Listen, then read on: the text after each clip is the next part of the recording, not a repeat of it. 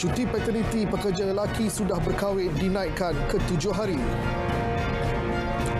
Dua ahli Dewan Negara baharu angkat sumpah.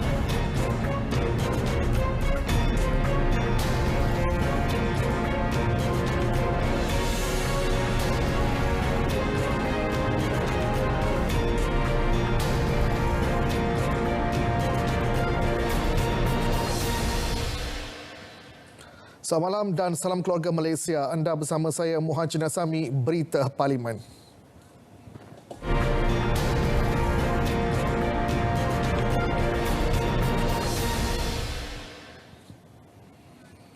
Baik, Dewan Rakyat hari ini meluluskan 2 rang undang-undang RUU melibatkan RUU Kerja Pindaan 2021 dan RUU Kawalan Bekalan Pindaan 2021. Keputusan itu dimaklumkan oleh Timbalan Yang di-Pertua Dewan Rakyat Datuk Ramli Mohamed Noor selepas diputuskan menerusi undian suara majoriti. Sebelum undian dijalankan, sesi penggulungan RUU tersebut dilakukan Timbalan Menteri Sumber Manusia Datuk Awang Hashim dan Timbalan Menteri Perdagangan Dalam Negeri dan Hal Ehwal Pengguna Datuk Rasul Wahid. Seramai 20 anggota Dewan Rakyat terlibat membahaskan RUU Kerja Pindaan 2021 manakala RUU Kawalan Bekalan Pindaan 2021 dibahaskan 15 anggota Dewan Rakyat. Sementara itu, 2 RUU turut dibentangkan untuk bacaan kali pertama hari ini. Ia melibatkan RUU Perlembagaan Pindaan 2022 dan Rang Undang-Undang Kawalan Padi dan Beras Pindaan 2022 untuk meminda Akta Kawalan Padi dan Beras 1994 Akta 552.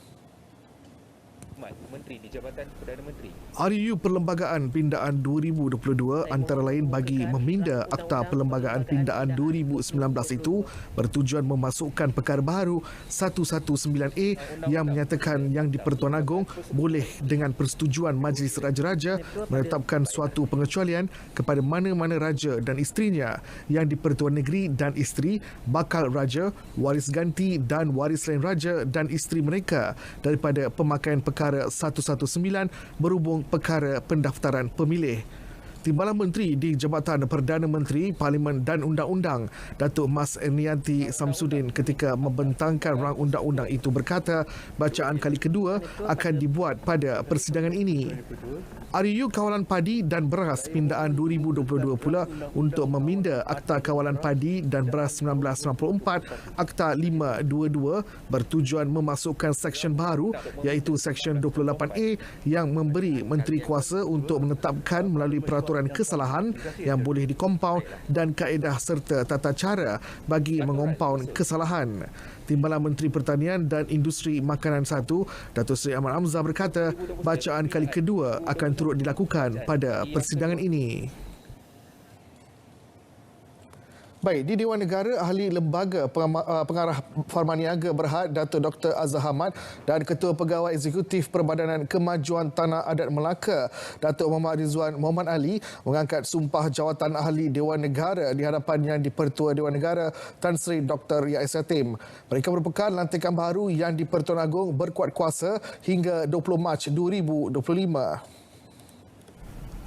Tan Sri Dr. Rais ketika berucap mengaluk-alukkan pelantikan 2 ahli Dewan Negara ini mengingatkan mereka supaya menggalas tanggungjawab sebaik mungkin dan menunaikan segala sumpah yang dilafazkan dengan penuh amanah kerana Dewan Negara ketika ini sedang melalui fasa transformasi. Setiap ahli Dewan Negara perlu mematuhi serta melunaskan tanggungjawab sebagai senator sebaiknya kerana hasil kerja setiap daripada mereka akan dinilai dan diukur oleh rakyat.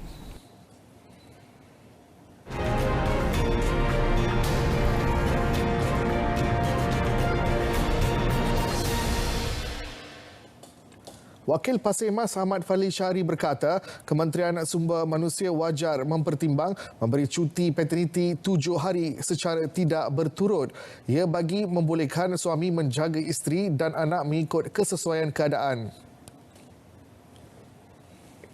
Saya cadangkan kerajaan mengaplikasikan konsep non-consecutive leave, iaitu cuti tidak berturut untuk paternity leave. Sebagai contoh, 3 hari pertama diberikan cuti berturut sebagai contoh, dan mungkin 4 hari seterusnya diberikan cuti secara tidak berturut selama dalam tempoh 90 hari. Itu sebagai contoh. Kerana apa yang saya faham ialah 7 hari itu kalau melibatkan cuti hujung minggu pun termasuk ke dalam 7 hari paternity leave itu. Selain itu, beliau berkata kerajaan disaran memperuntukkan cuti edah selama 30 hari kepada pekerja wanita yang kehilangan suami berbanding hanya 3 hari. Jelas Ahmad Fadli, cuti 3 hari yang diperuntukkan ketika ini tidak mencukupi untuk wanita menguruskan kehidupan dan emosi selepas kematian suami. Cadangan untuk menaikkan cuti paterniti kepada 7 hari turut disokong Wakil Kuala Krai Abdul Latif Abdul Rahman. Beliau berpendapat cuti tersebut memberi peluang kepada pekerja menyelesaikan urusan pendaftaran bayi selain dapat membantu psikologi ibu dan anak. Wakil Kuala Krai itu juga berpendapat kelayakan cuti bersalin selama 90 hari bagi sektor swasta perlu dianggap sebagai satu peluang oleh majikan, bukannya bebanan. Penjagaan psikologi para ibu dan anak sangat penting dan harus dititik beratkan. Faktor gaji juga tidak seharusnya dibahaskan berkaitan dengan cuti bergaji ini kerana cuti bersalin merupakan salah satu hak bagi pekerja. Sebagai rekod, Negeri Kelantan telah melaksanakan cuti bersalin 90 hari ini sejak tahun 2010 lagi. Isu kegagalan majikan membayar gaji pekerja dibangkitkan Wakil Jempol Datuk Seri Salim Sharif. Turut diketengahkan isu pengurangan tempoh waktu bekerja serta langkah yang perlu diambil supaya pengurangan tersebut tidak menjejaskan produktiviti pekerja. Kerajaan tidak boleh berkompromi. Di kesempatan ini saya ingin mencadangkan agar ianya dijadikan sebagai kesalahan jenayah dan membolehkan majikan ditangkap dan dikenakan hukuman berat. Berhubungan cadangan untuk mengurangkan tempoh waktu bekerja setiap minggu daripada 48 jam kepada 45 jam. Saya menyambut baik dengan cadangan pindaan ini bagi menggalakkan work-life balance. Perkara ini adalah amat wajar bagi mengurangkan tekanan berpunca daripada tempat kerja. Beliau juga berharap individu he-hailing dan p-hailing diiktiraf sebagai pekerja dan dilindungi. Ini kerana individu tersebut merupakan pekerja serta mempunyai majikan yang perlu bertanggungjawab terhadap kepentingan dan keselamatan mereka. Rang Undang-Undang RUU Kerja Pindaan 2021 yang dibentangkan menjadi pelengkap kepada beberapa akta sedia ada bagi membolehkan negara mengatasi isu buruh paksa. Ketika menggulung perbahasan RUU tersebut, Timbalan Menteri Sumber Manusia Dato' Awang Hashim menegaskan RUU itu membolehkan perundangan Malaysia mengatasi semua 11 indikator buruh paksa yang digariskan oleh Pertubuhan Buruh Antarabangsa ILO. Jadi alhamdulillah. Jadi dengan itu unsur-unsur buruh paksa yang lain adalah di bawah akta ini juga. Sangat termasuk akta lain di bawah akta immigration, akta pasport, akta 46, akta 446, akta CYP dan lain-lain lagi yang mana dia terikat. Banyak lagi akta yang kita boleh buat semak siasat supaya kita boleh menghilangkan terus tuduhan forced labour ataupun memang kita ada tetapi tanpa kesedaran kita terlibat dalam forced labour. Jadi bila kita buat semak siasat secara terperinci, perkara ini kita akan atasi selepas ini. Datuk Awang menjelaskan tindakan semak dan siasat terhadap akta sedia ada sentiasa dilakukan bagi memastikan negara tidak lagi dikaitkan dengan isu tersebut. Mengenai cuti paternity yang dinaikkan ke 7 hari berbanding 3 hari, beliau berkata ia seiring Konvensyen Pertubuhan Buruh Antarabangsa. Menjawab celahan Wakil Jempol, Datuk Salim Sharif mengenai mengapa ditetapkan maksimum untuk 5 kelahiran bagi pekerja lelaki mendapat cuti paternity yang seolah-olah satu diskriminasi kepada mereka yang mahu mempunyai lebih anak. Ini penjelasan Datuk Awang. Ini sebagai hak yang diputuskan sebagai permulaan. InsyaAllah kita seperti yang kita sebut tadi, setiap 2 tahun sekali kita akan buat revision untuk review balik dengan izin akta-akta yang telah kita bentangkan pada hari ini. Masih lagi ada lagi kelemahan-kelemahan. Dalam pada itu, beliau menegaskan cuti paterniti itu diberikan kepada pekerja lelaki yang sudah berkahwin dan tidak terhad untuk satu isteri sahaja. Kementerian Perdagangan Dalam Negeri dan Hal Ehwal Pengguna sentiasa memastikan tidak berlaku salah laku semasa proses jualan barang sitaan. Jaminan diberikan Timbalan Menterinya Dato' Rasul Wahid semasa menggulung perbahasan RUU berkenaan.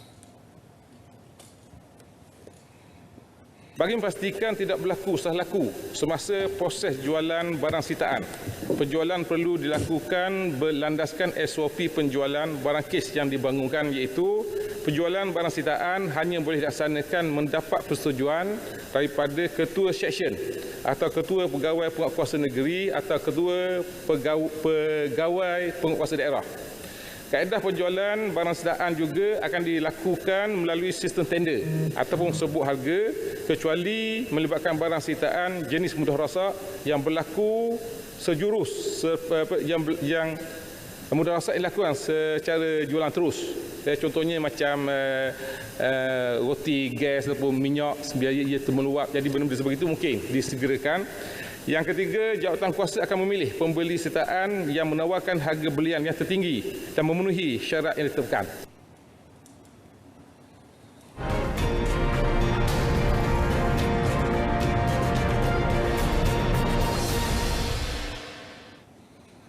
Baik, Dewan Rakyat merakamkan ucapan takziah kepada ahli keluarga bekas Ahli Parlimen Bagan Serai Mohsin Fazli Samsuri yang meninggal dunia pada 10 Mac lepas. Yang di-Pertua Dewan Rakyat Tan Sri Azhar Azizan Harun menyatakan perkara itu sebelum sesi soal jawab bermula.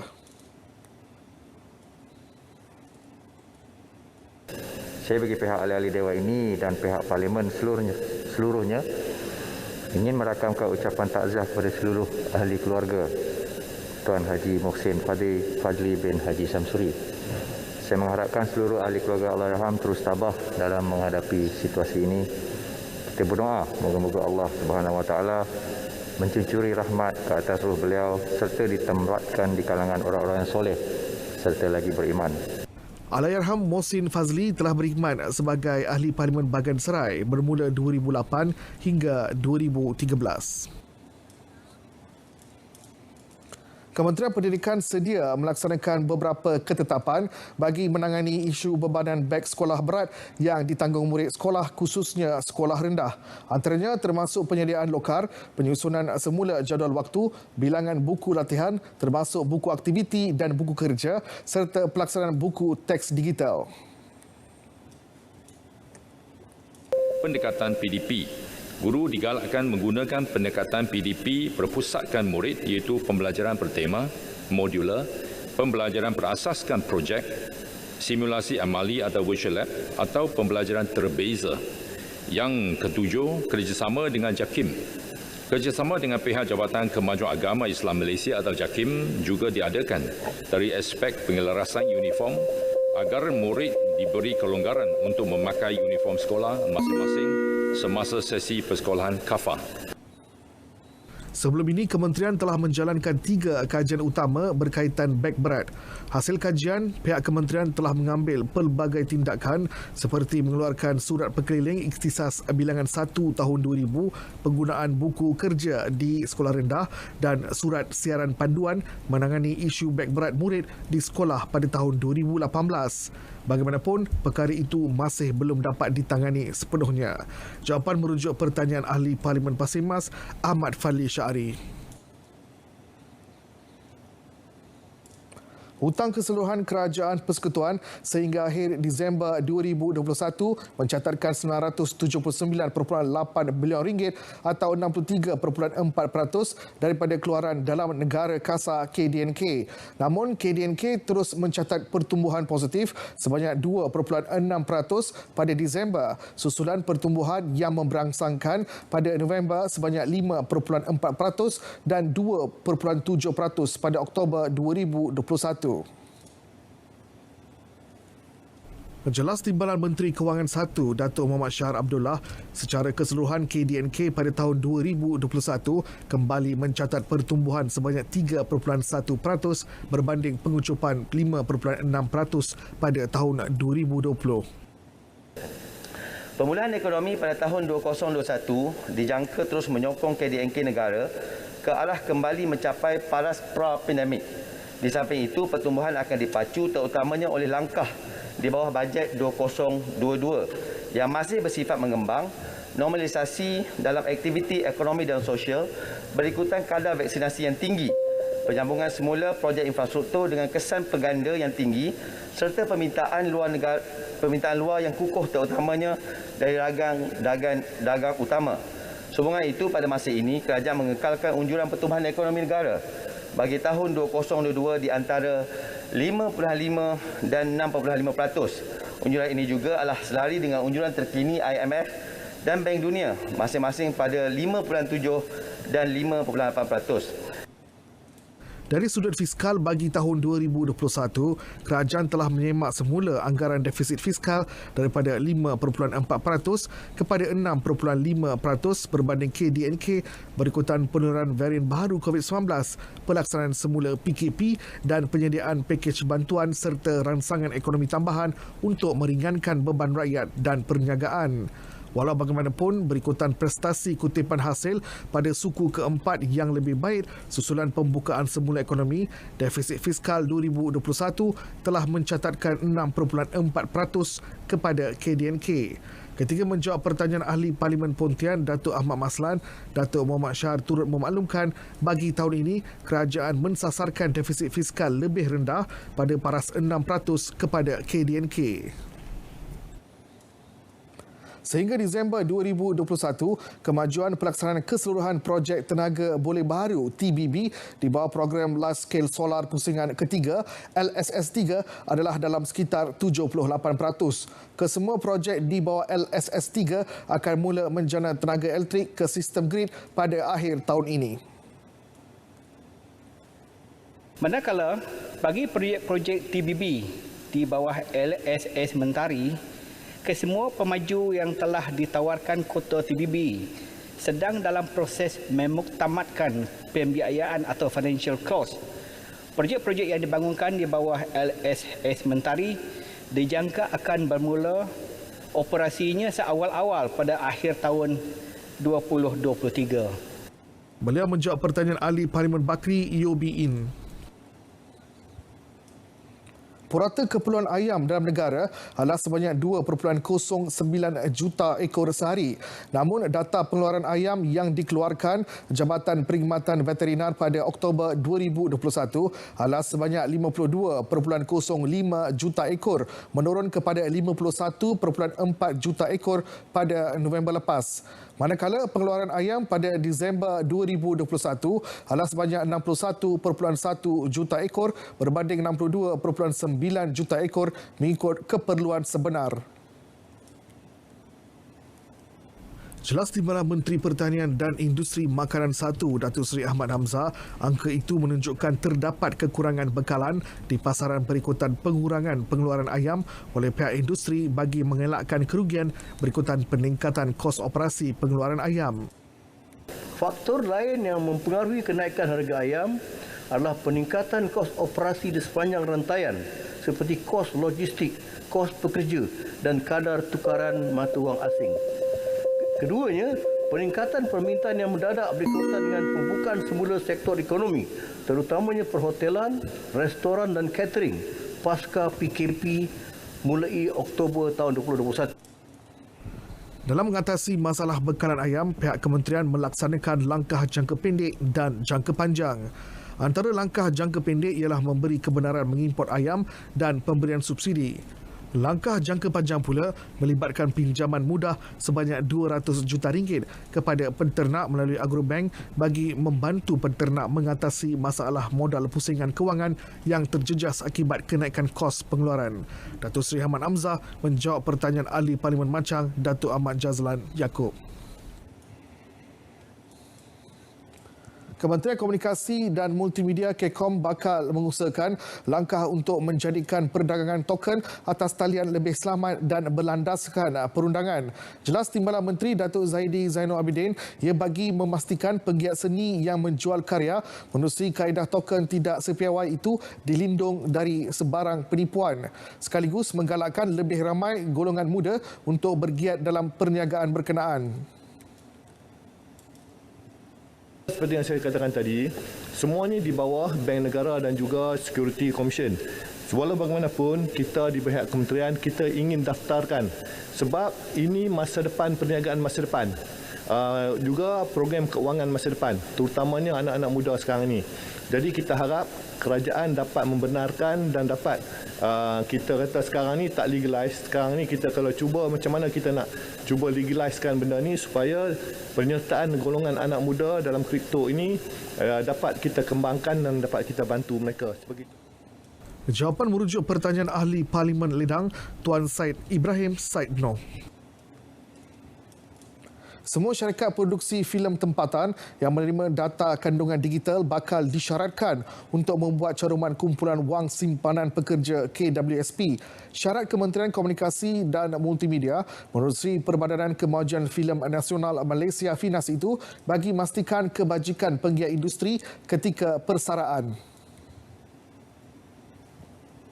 Jelas Timbalan Menteri Komunikasi dan Multimedia Datuk Zaidi Zainul Abidin, langkah yang sama telah dilaksana di bawah inisiatif caruman skim keselamatan sosial Perkeso. Kita FINAS sekarang ni, kita telah mengenakan inisiatif caruman skim keselamatan sosial pekerja sendiri atau Perkeso yang telah mensyaratkan semua syarikat produksi filem tempatan yang telah berjaya menerima dana kandungan digital melalui pakej perlindungan rakyat dan pemulihan ekonomi untuk mencarum sebagai pekerja filem, artis dan sebagainya melalui produksi filem tempatan syarikat mereka. Peruntukan caruman Perkeso akan ditolak daripada jumlah dana DKD yang berjaya diterima oleh syarikat produksi. Ini kita tumpukan yang nilai Perkeso dan KWSP juga kita akan syaratkan yang sama. Beliau menjawab pertanyaan Ahli Parlimen Simpang Ringgam, Dr. Mazli Malik.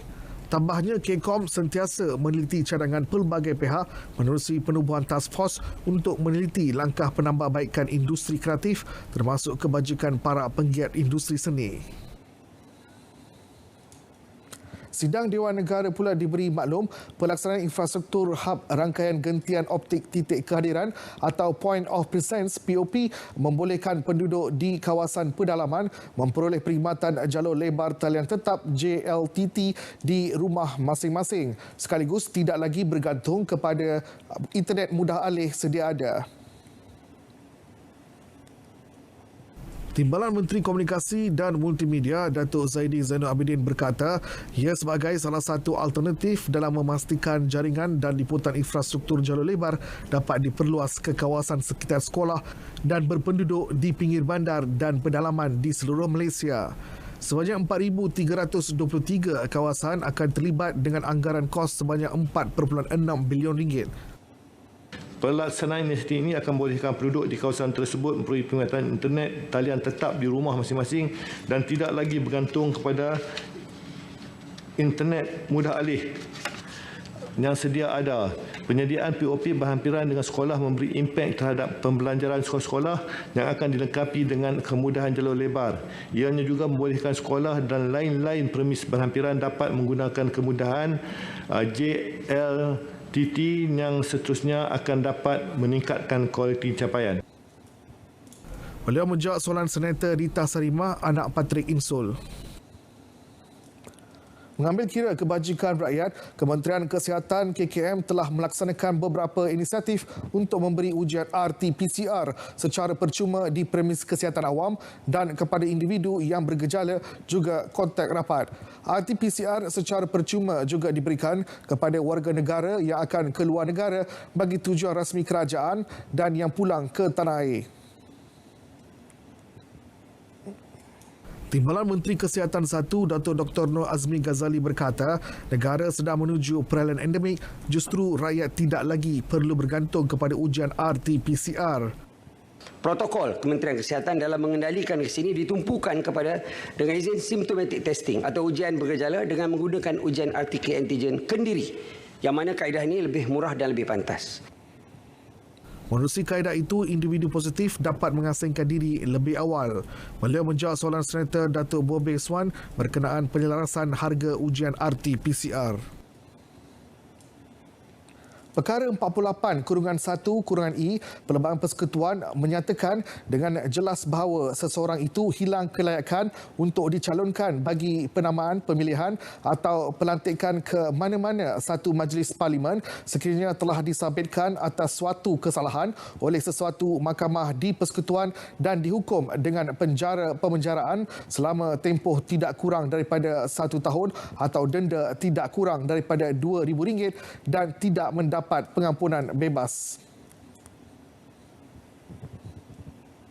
Berdasarkan peringgan 48(1)I dibaca dengan pasal 5 perkara 48 Perlembagaan Persekutuan, mana-mana warga negara Malaysia yang telah disabitkan atas suatu kesalahan oleh mana-mana mahkamah di Persekutuan dan dihukum dengan pemenjaraan selama tempoh tidak kurang daripada 1 tahun atau denda tidak kurang daripada RM2,000 dan tidak mendapat pengampunan bebas akan kehilangan kelayakan untuk dicalonkan bagi penamaan, pemilihan atau pelantikan ke mana-mana satu majlis parlimen. Masa atau tarikh kuasa kehilangan kelayakan sebagai ahli parlimen dalam hal penamaan, pemilihan atau pelantikan mana-mana orang ke mana-mana majlis parlimen bagi orang-orang yang telah disabitkan dan dihukum seperti yang diperuntukkan di bawah peringgan 48(1)I Perlembagaan Persekutuan adalah berbeza dengan masa atau tarikh kuasa kehilangan kelayakan seseorang sebagai ahli parlimen yang telah dipilih ataupun dilantik. Jawapan merujuk pertanyaan Senator Tuan Muhammad Zahid Mat Arif. Beliau bagaimanapun enggan mengulas lanjut berkenaan situasi ahli Parlimen Pekan. Datuk Seri Najib Tun Razak berikutan kes itu masih dalam prosiding mahkamah. Berdasarkan dapatan survei harimau pertama yang telah dilaksanakan mulai tahun 2016 hingga 2020, anggaran populasi harimau Malaya terkini adalah kurang 150 ekor. Pada masa akan datang, Malaysia dijangkakan akan kehilangan spesies harimau Malaya dalam tempoh 5 hingga 10 tahun sekiranya tindakan drastik tidak diambil dengan segera. Jelas Menteri Alam Sekitar dan Air Datuk Seri Taqiyuddin Hassan selaras dengan keputusan Jemaah Menteri pada 16 Jun 2021, Kementerian melalui Jabatan Perilitan telah menerajui tindakan-tindakan luar biasa bagi konservasi harimau Malaya dan habitatnya bagi tempoh 10 tahun mulai 2021 hingga 2030. Pasukan Petugas Kebangsaan bagi Konservasi Harimau Malaya dengan izin National Tiger Conservation Task Force ataupun MYTTF yang dipengerusikan oleh Yang Amat Berhormat Perdana Menteri sendiri telah mengadakan mesyuaratnya pada 10 hari bulan Januari tahun 2022, di mana MYTTF ini berperanan menyelaras pelaksanaan dan pemantauan tindakan-tindakan strategik bagi konservasi harimau Malaya serta memperkukuhkan kerjasama pihak-pihak berkepentingan khususnya kerajaan-kerajaan negeri. MYTTF ini yang dipengerusikan oleh Yang Amat Berhormat Perdana Menteri dianggotai oleh semua Yang Amat Berhormat Menteri Besar dari negeri-negeri yang disebut negeri rayawan harimau, iaitu negeri Kedah, Perak, Selangor, Negeri Sembilan, Johor, Pahang, Kelantan dan Terengganu, yang mana negeri-negeri rayawan harimau ini merupakan negeri yang mempunyai jajaran hutan yang masih berfungsi sebagai habitat harimau Malaya dan kawasan keliaran harimau Malaya ini. Baik, berita Parlimen 21 Mac 2022 berakhir di sini. Layari portal berita RTM di berita.rtm.gov.my untuk perkembangan sahih sepanjang masa. Saya Muhammad Nasami, salam keluarga Malaysia dan jumpa lagi.